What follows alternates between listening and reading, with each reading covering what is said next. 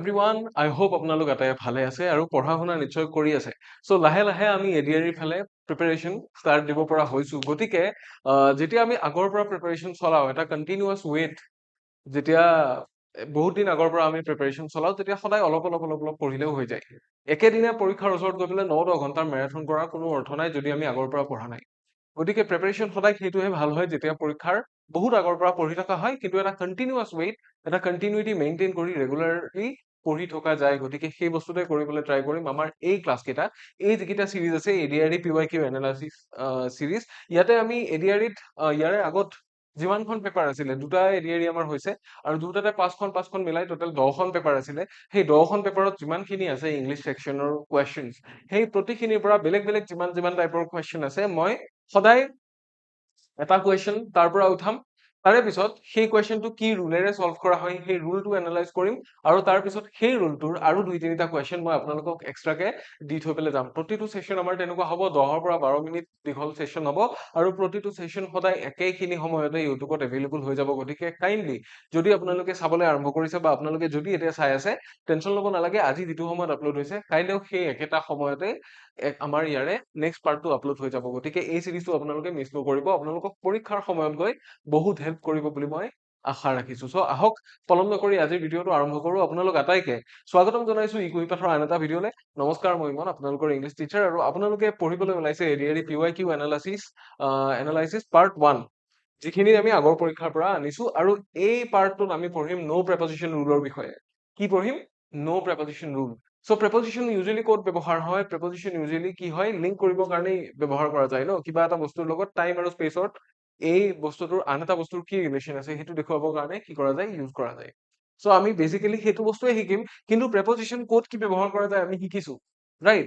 প্ৰেপজিশ্যনৰ আমি ক্লাছত শিকিছো যে ক'ত কি ব্যৱহাৰ কৰা যায়, কিন্তু কিছুমান এনেকুৱা বস্তু আছে, কিছুমান এনেকুৱা শিকিবলগীয়া আছে য'ত কি কৰা নাযায়, প্ৰেপজিশ্যন ব্যৱহাৰ কৰা নাযায়। চ' ইয়াতে যিটো কুৱেশ্যন দিয়া হৈছে, এইটো এডিআৰই 2022, অৰ্থাৎ যিটো এডিআৰই 1 আছিলে তাৰে পেপাৰ 5 খনৰ পৰা উঠাই দিয়া হৈছে এই কুৱেশ্যনটো। ইয়াতে কি দিছে, the given sentence is incorrect. এটা সেন্টেন্স দিছে যিটো incorrect sentence, find the correct sentence from the options to replace it. ইয়াক ৰিপ্লেচ কৰিব পৰা কাৰেক্ট অপশনটো বিচাৰিব দিছে। চ' আপোনালোকে এটা বস্তু স্পইলাৰৰ নিচিনা হৈ গ'ল, যিহেতু গমেই পাই আমি ন' প্ৰেপজিশ্যন ৰুলৰ বিষয়ে পঢ়িম। চ' ইয়াতে কি দিছে, আই কন্ট্ৰাডিক্টেড এগেইনষ্ট হিম। ইয়াতে কি সাবজেক্ট আছে, ৰাইট, ভাৰ্ব আছে, প্ৰেপজিশ্যন এটা আছে আৰু হিমটো কি হৈছে অবজেক্ট। চ' কেতিয়াবা কি হয়, আমাৰ ভাৰ্বটো এনেকুৱা এটা ভাৰ্ব থাকে, মই ৰুলটো আপোনালোকক চিম্পলি অসমীয়াত ক'ব বিচাৰিছো। কেতিয়াবা আমাৰ ভাৰ্বটো এনেকুৱা এটা ভাৰ্ব থাকে, প্ৰশ্নটোৰ পৰা আঁতৰি দিছো বাৰু। ভাৰ্বটো এনেকুৱা থাকে যিটোত প্ৰেপজিশ্যনৰ অৰ্থটো অলৰেডি অন্তৰ্নিহিত হৈ থাকে। যদি প্ৰেপজিশ্যনৰ অৰ্থটো তাত ইনক্লুড হৈ থাকে, তেতিয়াহ'লে তাৰে পিছত আৰু এটা প্ৰেপজিশ্যন ইনক্লুড কৰা বা আৰু এটা প্ৰেপজিশ্যন তাতে ইউজ কৰাৰ দৰকাৰ আছে নে? ডেফিনেটলি নাই। গতিকে আমি কিছুমান এনেকুৱা সেন্টেন্স পাম য'ত আমি প্ৰেপজিশ্যন যদি ইউজ কৰি দিওঁ, তেতিয়া আমাৰ ভুলহে হ'ব, ডাবল কৈ দিয়া নিচিনা হ'ব একেটা কথাকে। ঠিক আছে, গতিকে আই কন্ট্ৰাডিক্টেড এগেইনষ্ট হিম দিয়া আছে, যিটো কি নহয়, কাৰেক্ট নহয়। এই সেন্টেন্সটো আমাৰ কি, এইটো ইনকাৰেক্ট। চ' আমাক কাৰেক্ট বিচাৰিবৰ কাৰণে কি কৰি দিছে, তলৰ কোনটো শুদ্ধ হ'ব চাব দিছে। চ' আই কন্ট্ৰাডিক্টেড বাই হিম, আই কন্ট্ৰাডিক্টেড ফৰ হিম, ঠিক আছে, আই কন্ট্ৰাডিক্টেড উইথ হিম আৰু আই কন্ট্ৰাডিক্টেড হিম আছে। ইয়াতে সাবজেক্টটো কি আছিল, মই, ৰাইট? যদি আই কন্ট্ৰাডিক্টেড বাই হিম দিওঁ, তেতিয়া হিটো কি হৈ যাব, একচুৱেলি কৰোতাজন কোন, হি, থাৰ্ড পাৰ্চনটো কৰোতা হৈ যাব। তেতিয়াহ'লে আই কন্ট্ৰাডিক্টেড হ'ব নোৱাৰে, আই ৱাজ, আই এম, এনেকুৱা কিবা এটা আহিব লাগিব, বি ভাৰ্ব আহিব লাগিব, যদি এইটো পেচিভ ভইচ হয়। বাট কৰ্তাজন কোন, কৰ্তাজন মই ইয়াতে, গতিকে এইটো পেচিভ ভইচ নহয়। চ' এইটো কি নহয়, কাৰেক্ট নহয়। আই কন্ট্ৰাডিক্টেড ফৰ হিম দিয়া আছে, কাৰোবাৰ কাৰণে আমি কন্ট্ৰাডিক্ট কৰো নেকি? কন্ট্ৰাডিক্ট কাৰোবাৰ কাৰণে নকৰো, কন্ট্ৰাডিক্ট কৰিব পাৰো, কিন্তু কন্ট্ৰাডিক্ট কাক কৰিছো, আমাক ডাইৰেক্ট অবজেক্টটো লাগিব। ইয়াৰে পিছত এটা ডাইৰেক্ট অবজেক্টৰ কি আছে, প্ৰয়োজনীয়তা আছে। গতিকে আই কন্ট্ৰাডিক্টেড উইথ হিম নহয়, আই কন্ট্ৰাডিক্টেড হিম should be the answer. I contradicted him should be the answer. কিহৰ কাৰণে হয় আমি ৰুলটো এবাৰ ভালকে চাম। ইয়াতে থকা ৰুলটো হৈছে some verbs do not take a preposition. কিছুমান এনেকুৱা ভাৰ্ব আছে যিবোৰৰ পাছত প্ৰেপজিশ্যন লগালে অৰ্থটো ভুল হৈ যায়। কিয় হৈ যায় মই কৈ আছো। certain transitive verbs, transitive মানে কি, transitive verb হৈছে সেইবোৰ যিবোৰৰ পিছত আপোনাক কি লাগে, ডাইৰেক্ট অবজেক্টটো লাগে, ডাইৰেক্ট অবজেক্টটো লাগে, already take a direct object. So' কিছুমান এনেকুৱা ট্ৰেনজিটিভ ভাৰ্ব আছে য'ত অলৰেডি ডাইৰেক্ট অবজেক্টটো লাগিয়ে থাকে তাৰমানে, ঠিক আছে। চ' এডিং আ preposition before the object becomes incorrect. যদি preposition তাত এড কৰা যায়, তেতিয়াহ'লে সেইটো কি হৈ যায়, ইনকাৰেক্ট হৈ যায়। So a transitive verb means a verb that directly acts on an object.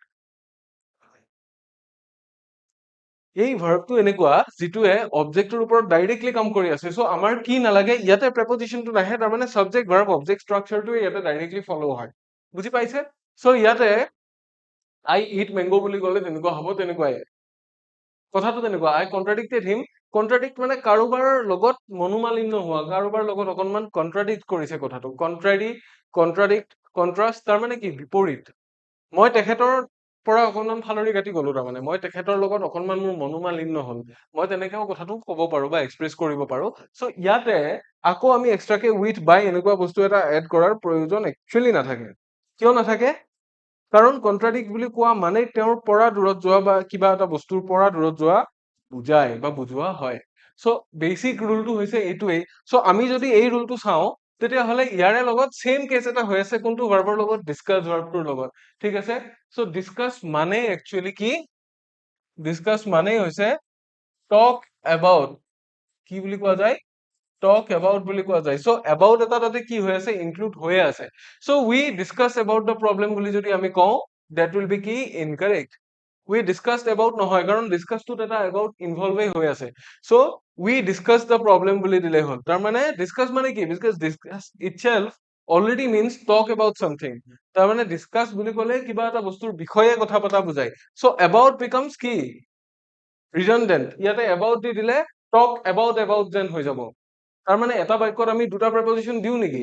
ডিছকাছত already এটা প্ৰেপজিচন ইনক্লুড হৈ থকাৰ নিচিনা অৰ্থ বুজাই আছে। গতিকে ইয়াৰ পিছত আমি আৰু এটা এবাউট দিয়াৰ কি দিব নোৱাৰো? আৰু এটা এবাউট আমি তাতে দিব নোৱাৰো বা সেইটো দিয়াৰ প্ৰয়োজনীয়তা একচুৱেলি নাই। ঠিক আছে? চ' ডিছকাছৰ ক্ষেত্ৰত এইটো কি হৈ যায়? এটা চিমিলাৰ কেছ হৈ যায়। আমি ইয়াৰে পিছত আৰু কিবা এনেকুৱা আছে নেকি চাব পাৰো। য়েছ, এণ্টাৰ। এণ্টাৰ বুলি ক'লেও আন এটা চিমিলাৰ কেছ হৈ যায়, কাৰণ এণ্টাৰ মানে প্ৰৱেশ কৰা মানে কি? অলৰেডি ভিতৰলৈ সোমাই আহা। ইনটু ইয়াতে এটা ইনভলভ হৈ আছে। কি হৈ আছে? ইনটু এটা ইনভলভ হৈ আছে, ইনটু যিটো অলৰেডি ইনভলভ, অলৰেডি ইনভলভ হৈ আছে। চ' ইনকাৰেক্ট হৈছে he entered into the room. He entered the room বুলি ক'লে একচুৱেলি প্ৰৱেশ কৰা। প্ৰৱেশ কেনেকে কৰিব? ভিতৰলৈ সোমাই আহাটোক এইটো প্ৰৱেশ বুলি কয়। চ' প্ৰৱেশ যদি কৰিছে, he is already into the room, right? To' he has already কাম ইনটু দ্য ৰুম। ত' ইয়াতে আকৌ এটা ইনটুৰ কি নাই? প্ৰয়োজন নাই। ঠিক আছে? ইনটু এটাৰ প্ৰয়োজন ইয়াতে নাই, গতিকে কাৰেক্ট চেন্টেন্সটো হ'ব হি এণ্টাৰ্ড দ্য ৰুম। চ' এনেকুৱা ধৰণৰ চিটুৱেশ্যন আমাৰ কি হ'ব পাৰে? এক্সামত আহিব পাৰে। চ' এক্সপ্লেনেশ্যনটো এইটো যে এণ্টাৰ অলৰেডি মিনছ গ ইনটু। এণ্টাৰ অলৰেডি মিনছ গ into. So' into is unnecessary. Another into ইয়াতে কি নাই? দৰকাৰ নাই, সেইটো আননেচেচাৰী হৈ যায়। তাৰমানে এণ্টাৰ বুলি কওঁতে সেইটো ইনক্লুড হৈ আছে অলৰেডি। বুজি পালে? গতিকে এণ্টাৰৰ ক্ষেত্ৰত হৈ যায় এনেকুৱা। তাৰে পিছত কি থাকিব? আৰু এটা আছে অৰ্ডাৰ। ঠিক আছে? অৰ্ডাৰ মানে কি? নিৰ্দেশ দিয়া। চ' এতিয়া এটা কথা চাওক, কাৰোবাক কিবা এটা কাম কৰিবলৈ যদি অৰ্ডাৰ দিয়া যায়, ৰিকুৱেষ্টৰ ক্ষেত্ৰতো তেনেকুৱা। যদি কাৰোবাক কিবা এটা কাম কৰিব, কাৰোবাৰ পৰা কিবা এটা বস্তু মই ৰিকুৱেষ্ট কৰিছো, বা কাৰোবাক কিবা এটা কাম কৰি দিবলৈ ৰিকুৱেষ্ট কৰিছো, এটা সহায় এটা কৰি দিবৰ কাৰণে ৰিকুৱেষ্ট কৰিছো, তেতিয়াহ'লে ৰিকুৱেষ্টটো বা অৰ্ডাৰটো দিব পাৰো। বাট যদি এটা বস্তু মই অৰ্ডাৰ কৰিছিলো, তেতিয়া অৰ্ডাৰ টি, বুজি পাইছেনে? টি অৰ্ডাৰ কৰিছিলো বা ৰিকুৱেষ্ট কৰিছিলো, আই ৰিকুৱেষ্টেড সাম হেল্প, তেনেকে মই ক'ব পাৰো। কিন্তু কাৰোবাক কিবা কৰিবলৈ অৰ্ডাৰ কৰাটো বা কাৰোবাক কিবা এটা কাম কৰিবলৈ ৰিকুৱেষ্ট কৰা বস্তুটোত আমি কি কৰিম? তেতিয়া আকৌ প্ৰেপজিচন ইউজ হ'ব। তেতিয়া প্ৰেপজিচন ক'ত ইউজ হ'ব? যিটো ডাইৰেক্ট অবজেক্ট আছে, ডাইৰেক্ট অবজেক্টৰ পিছত প্ৰেপজিচন ইউজ হ'ব। বাট ইয়াতে ডাইৰেক্ট অবজেক্টৰ ক্ষেত্ৰত যদি ডাইৰেক্ট অবজেক্টত বাক্যটো শেষ কৰিব পাৰিছো আমি, তেতিয়াহ'লে তাতে আৰু প্ৰেপজিচনৰ কি নাই? প্ৰয়োজনীয়তা নাই। গতিকে এইটোৱে যে order directly tax the thing being order. যিটো অৰ্ডাৰ কৰা হৈছে সেইটো বস্তুৱে ল'ব নিজৰ পিছত। ইয়াত আৰু কি নালাগে? ইয়াতে টু, ফৰ, ফ্ৰম এনেকুৱা কোনো প্ৰেপজিচন ইয়াতে নালাগে। চ' এনেকুৱা আৰু আছে নেকি? ৰিকুৱেষ্টৰ ক্ষেত্ৰতো এনেকুৱা। ৰিকুৱেষ্টৰ ক্ষেত্ৰতো সেইটোৱে যে মই কি ৰিকুৱেষ্ট কৰিছো, কিবা বিচাৰিছো, মই কিবা বিচাৰি আবেদন কৰিলে সেইটো হ'ব যে she requested for help। ইয়াতে ফৰটো কি? আননেচেচাৰী। আননেচেচাৰী। চ' ইয়াতে সলনি যদি মই কি লিখো? she requested help, সেইটো শুদ্ধ হ'ব। কাৰণ request directly takes an object. অবজেক্টটো ডাইৰেক্টলি লয়। বাট যদি অবজেক্টটো মোৰ এনেকুৱা যে যিজন মানুহক মই কৈছো, তেওঁক মই কি কাম কৰিবলৈ কৈছো, সেইটো কথা যদি মেনশ্যন কৰা হৈছে, তেতিয়াহ'লে কি কৰিব পাৰো? যে she requested me to help her। মোক ৰিকুৱেষ্ট কৰিছিল তাইক হেল্প কৰিবৰ কাৰণে, ঠিক আছে। বাট যদি সেই বস্তুটো এটা কি হিচাপে দিয়া যায়, যদি এটা নাউন ফ্ৰেজ হিচাপে দিয়া যায়, ঠিক আছে, ইয়াতে হেল্পটো কি, হেল্পটো এটা নাউন ফ্ৰেজ হৈ আছে, নাউন ফ্ৰেজ হৈ আছে, বুজি পাইছে? তো নাউন ফ্ৰেজ হলে কি হব, she requested my help হব, তেনেকুৱা হব, বুজি পাইছে? তেনেকুৱা ধৰণৰ কথা। সো ইয়াতেও তেনেকুৱা ফৰ্মুলা খাটে। আৰু কি আছে, সো এটা কথা মনত ৰাখিব, অলৱেজ কিপ ইন মাইণ্ড যে some verbs already include the meaning of the preposition, so adding another preposition creates a redundant or incorrect structure. গতিকে কিছুমান এনেকুৱা আমাৰ ভাৰ্ব আছে, কিছুমান নহয়, বহুত আছে যিবোৰে অলৰেডি প্ৰেপজিশনটো ইনক্লুড কৰাৰ নিচিনাই অৰ্থ বুজায়।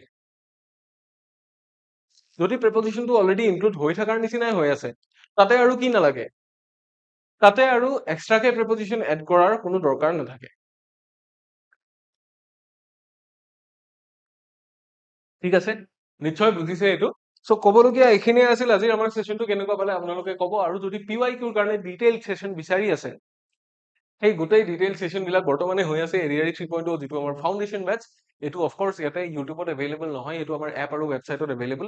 সো সেই বেটচটোত আপোনালোকে এনৰল কৰিলে গোটেই PYQবোৰ তাতে ইন ডিটেইল ডিছকাছ কৰা হৈ আছে, লাইভ সেশনছ বিলাক আমাৰ আৰম্ভ হৈছে অলৰেডি।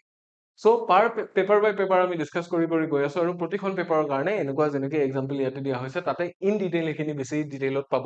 সো অসমীয়া আৰু ইংৰাজী দুইটা মাধ্যমতে আমাৰ বোথ অফলাইন আৰু অনলাইন বেটচ দুইটাৰ কাৰণে এডিআৰই 3.0 ফাউণ্ডেশ্যন বেটচ বৰ্তমানে চলি আছে।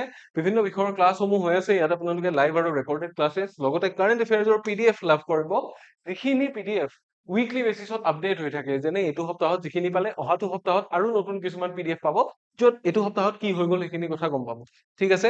লগতে 10টা ফুল লেংথ মক টেষ্ট, যিটো আই ডোন্ট থিংক বেলেগ কোনোবা ইনষ্টিটিউটে ইমান কমত দি আছে, 10খন পেপাৰ আপোনালোকে এটেম্প কৰি যোৱাৰ নিচিনা হ'ব, ঠিক আছে। সো 10খন PYQটো আমি দিয়ে আছো, 10খন প্ৰিভিয়াছ ইয়াৰৰ পেপাৰ আছে অলৰেডি এডিআৰইৰ, তাৰে বাহিৰেও আপোনালোকে 10টা মক টেষ্ট আমাৰ ফালৰ পৰা লাভ কৰিব, গতিকে 20খন পেপাৰ সলভ কৰি যোৱাৰ নিচিনা হৈ থাকিব কথাটো, ঠিক আছে। লগতে আমাৰ লেকচাৰ্ছ বা ক্লাছেছ টোটেল থাকিব 150 প্লাছ, গতিকে আপোনালোকে ধৰক অন এন এভাৰেজ যদি 5টা কেটেগৰী কৰি লয়, প্ৰতিটো কেটেগৰীত আপোনালোকে 30টাতকৈ বেছি ক্লাছেছ পাব, গোটেইখিনি বস্তু ক্লিয়াৰ কৰি দিয়াকে। আৰু PYQs এক্সট্ৰাকে থাকিব, সেইটো কাৰণে কোনো কথাই নাই। লগতে যিসকল ষ্টুডেণ্ট আগ্ৰহী হয়, আপোনালোকৰ কাৰণে এটা বিশেষ ডিছকাউণ্ট কোড আছে, এই ডিছকাউণ্ট কুপন কোডটো ইউজ কৰিব পাৰে মোৰ ষ্টুডেণ্টখিনিয়ে। এইটো হৈছে IK10, I for Iman, K for Kalyan, IK10 means Yaman Kalyan 10। এইটো কোড আপোনালোকে ইউজ কৰি আমাৰ এই পেইড কোৰ্চটো বা যিকোনো পেইড কোৰ্চ আপোনালোকে যেতিয়া ল'ব বিচাৰে, আপোনালোকে 10% ইনষ্টেণ্টলি ডিছকাউণ্ট তাতে পাব। ইয়াতে কোনো আপ টু 10% নহয়, ফ্লেট 10% ডিছকাউণ্ট আপোনালোকে ইয়াতে লাভ কৰিব। গতিকে যিসকল ইচ্ছুক হয়, আপোনালোকে যোগাযোগ শীঘ্ৰেই কৰিব। আমাৰ ৱেবছাইটতো চাব পাৰে কোৰ্চৰ বিষয়ে, বা আমাৰ এপটো ডাউনলোড কৰিলেও মোবাইল এণ্ড্ৰইড হওক iOS হওক চবতে এভেইলেবল হয় আমাৰ মোবাইল এপটো। চব ক'বলগীয়া এইখিনিয়ে, আজিলৈ ইমানতে এৰিম। ইয়াৰে পিছৰ ক্লাছত আপোনালোক আটাইকে পুনৰ লগ পাম বুলি আশা ৰাখিছো। সো PYQৰ আমাৰ যিখিনি এনালাইচিছ সেশনছ হৈ আছে, পাৰ্ট 1টো ইয়াতে শেষ হৈছে, পাৰ্ট 2টো অহা কাইলৈ ছেইম সময়ত ইউটিউবত এভেইলেবল হৈ যাব, গতিকে চাবলৈ নাপাহৰিব। আজিলৈ ইমানতে এৰিছো, until next time, take care.